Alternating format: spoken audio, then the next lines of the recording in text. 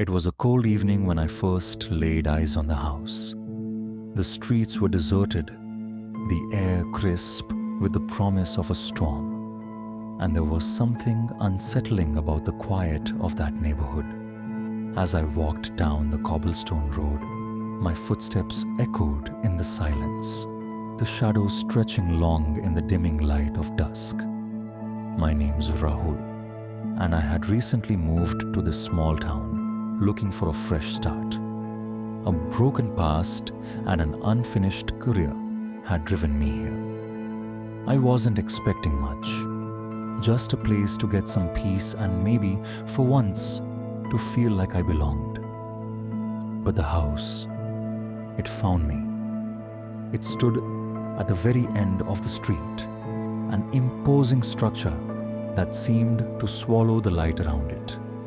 It wasn't particularly old, but something about it felt out of place, like it didn't belong in the time it was built. The kind of house that stood too tall, too proud. And the door, it was painted red, a deep, almost unnatural shade of red. I stopped in front of the gate, staring at it for a long moment. I could feel the hairs on the back of my neck stand up. My instinct screamed at me to walk away. But curiosity is a powerful thing, and I couldn't help myself. I needed to know more. I pushed open the squeaky gate and walked up the long gravel path to the front door. It was an old wooden door, massive and heavy, with brass handles that had tarnished with time. I hesitated for a second, but something drew me closer, as if the house itself were calling me. I knocked. 3 slow knocks. At first there was nothing, just the sound of the wind rustling through the trees, the distant rumble of thunder, and the gnawing feeling that something wasn't right. I was about to leave when I heard it. Footsteps, soft and deliberate, coming from inside the house. The door creaked open slowly, revealing an elderly man. He was dressed in a simple robe, his face thin, his eyes hidden behind large, round glasses. His hair was white, and his skin sagged like it had been weathered by time itself. "You must be Rahul," he said, in a low, gravelly voice. It wasn't a question. "Oh, yes," I stammered, not knowing how he knew my name. "I'm sorry to disturb you. I'm new to the area. Just thought I'd introduce myself." He stared at me for a long moment, as though considering something. Then, without another word, he stepped aside, allowing me to enter. The moment I crossed the threshold, I felt it, the shift in the atmosphere. The house felt heavy, like a burden that had been carried for too long. The air was thick with dust and age. Everything was draped in shadows, even though the room was lit with dim, flickering light from old lamps. "This way," the man said, gesturing for me to follow him down the hallway. I nodded, though something in my gut told me that walking deeper into the house was a mistake. But it was too late. I had already crossed the line. There was no turning back. The man led me into a room at the far end of the hall. It was a library of sorts, but it didn't look like any library I had ever seen. Books lined the walls, yes, but most of them were old, ancient even, and there was something odd about the way they were arranged. As I took a step further in, my foot hit something hard on the floor. I looked down and saw that it was a large red rug, the same shade of red as the door. It seemed to pulse under my gaze, as if it were alive.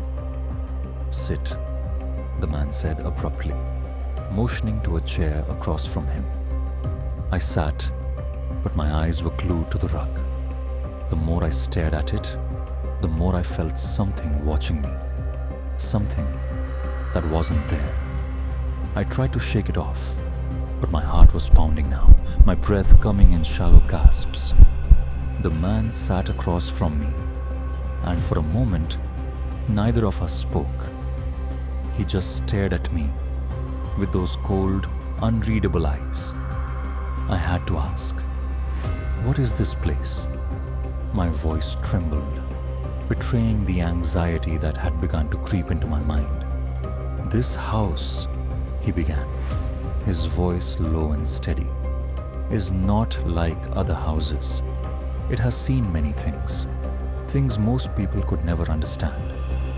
People who live here, they're not just residents. They're part of something much older, much darker." My stomach dropped. His words sent a chill through my bones, and I fought the urge to leave, to run away from this madness. "What do you mean?" I asked, unable to hide the fear in my voice. He smiled then, a slow, knowing smile, like he had been waiting for me to ask that very question. "The house has a history," he said, "a history of people coming and going. Some leave and some stay. The ones who stay are changed, and they never leave the house the same. It's said that the house watches, it sees you, it knows you." I tried to laugh it off, but it was hollow. "You're telling me the house is alive?" He didn't answer immediately. Instead, he reached for a book on the nearby shelf, pulling it out with a reverence I couldn't understand. He opened it, flipping through the yellowed pages until he stopped at one particular page. He slid the book across the table to me. I looked at the page, and my blood ran cold. It was a photograph. The same red door, the same man, only much younger. And standing next to him was a woman. Her face was pale, her eyes wide, and her mouth was open in what looked like a silent scream. "Who are they?" I whispered, though I already had a sinking feeling I knew the answer. The man's voice was almost a whisper now, his gaze locked on mine. "Those are the ones who never left. The house keeps them, and they become part of it. And you?" He leaned in closer. "You are the next." Suddenly, a loud bang echoed through the house.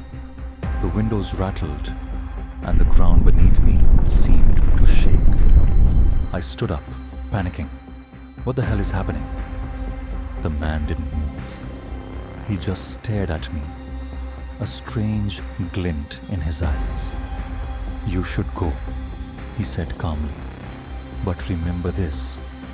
The door is always open, and once you cross it, it's never truly closed."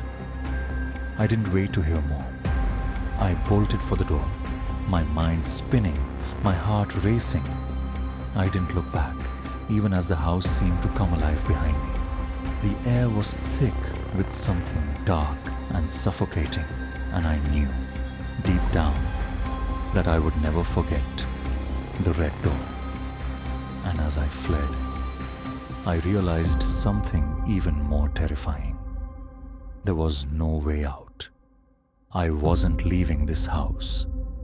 The house was leaving me.